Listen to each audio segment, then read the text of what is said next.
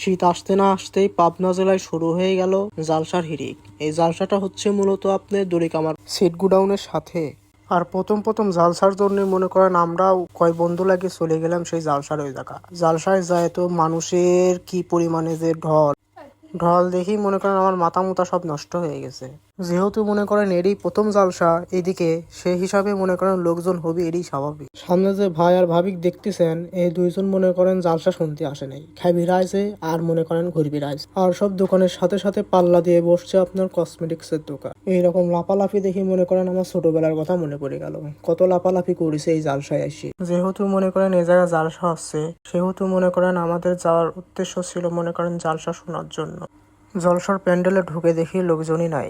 লোকজন প্যান্ডেলে বসা বাদ দিয়ে সবাই মার্কেটে ঘোরাঘুরি করে। আর আমি মনে করেন যাদের সাথে গেছিলাম এই ধ্যান ওরা, আর এই ধ্যান এই যা কি করতেছে, সব ছালপল ট্যাটু ম্যাটু করতে ব্যস্ত।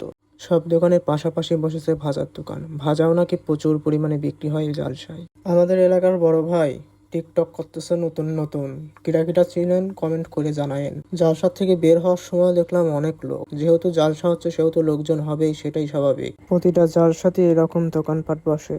এখান থেকে 2 রকমের আচার কিনে নিয়ে চলে আসলাম বাসায়।